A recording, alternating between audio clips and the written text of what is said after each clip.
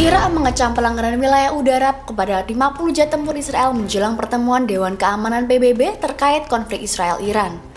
Perwakilan Irak di PBB, Abbas Kadom Obaid Al-Fatlawi, menyatakan pesawat-pesawat itu berasal dari wilayah perbatasan Suriah Yordania. Dikutip dari Tribun News pada Sabtu 21 Juni 2025, Abbas menyebut 20 pesawat terbang lebih dulu, diikuti 30 lainnya yang melintasi wilayah selatan Irak termasuk Basra, Najaf, dan Karbala.